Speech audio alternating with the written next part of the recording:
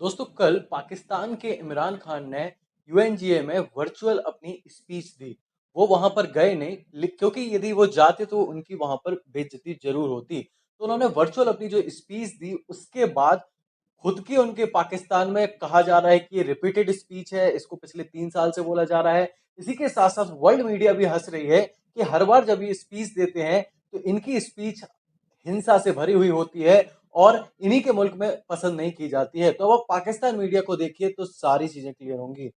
Prime minister या as leader of a country जब आप यूनाइटेड नेशन को एड्रेस कर रहे हैं तो कुछ आउट ऑफ बॉक्स सॉल्यूशंस का जिक्र जरूर करना चाहिए। और लेकिन आरएसएस के साथ आप जब हम बात करते हैं तकरीर को सिर्फ बतौर तकरीर ले लेना ही हर चीज़ नहीं होगी। मेरे ख्याल में इसके जो है साथ कोई कंपैटिबिलिटी हमारे एक्शंस की भी होनी चाहिए।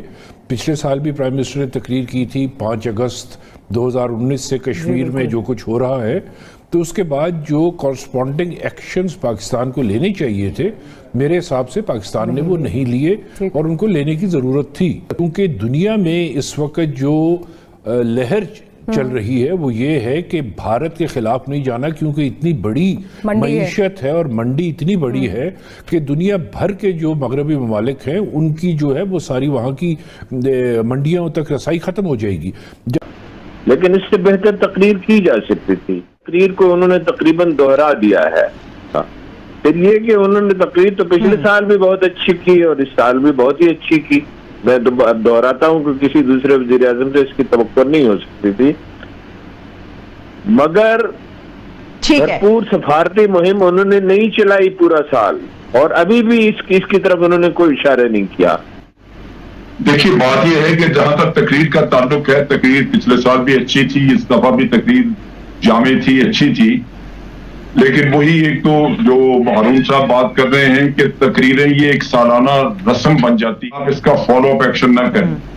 अगर आप इसका बाद में एक कैंपेन के तौर पे उन्हीं नुकात के ऊपर अपनी सफारतकारी ना करें जो आपने तकरीर में उठाए हैं, तो फिर ये एक बेकार सी चीज बन जाती है। ये बिल्कुल आपकी एक रस्मी हो जाती चीज कि आपने एक सालाना रस्म अदा कर दी। लेकिन इसमें भी और पिछले साल की तकरीर, और मैं हर दफा ये बहुत सारे प्रोग्राम्स में भी और बहुत सारी जगहों पे जब सहता हूं तो मैं ये पॉइंट उठाता हूं, हमने सबसे ज्यादा नुकसान उठाया है भारत के एक नैरेटिव से, और उसी की वजह से आज हम एफएटीएफ में भी फंसे। वो है जो भारत आपके ऊपर दहशतगर्दी का इल्जाम लगाता है।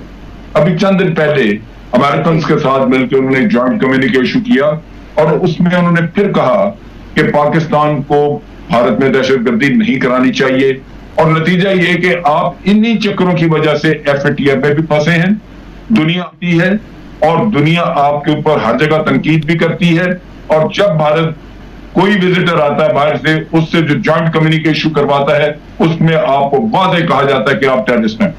हम रोज कहते हैं कि जनाब ये फॉल्स फ्लैग ऑपरेशन हुए, हमें भारत ने कभी को सबूत नहीं दिया, तो फिर दुनिया के सामने क्यों नहीं जाते, क्यों नहीं बताते, क्यों नहीं ये जिक्र करते अपनी यूनाइटेड नेशन की तकरीर में। इस चीज का चीज है जिसने पाकिस्तान को बहुत हद तक डैमेज किया है, बहुत हद तक डैमेज किया है। लेकिन यहां किसी को कोई तौफीक नहीं हुई कि ये भारत का असल चेहरा, जो रोज कहते हैं कि हम उसका भारत का असल चेहरा बेनकाब करेंगे, असल चेहरा ये है कि भारत एक टेररिस्ट मुल्क है, लेकिन यहां किसी ने ये काम नहीं किया।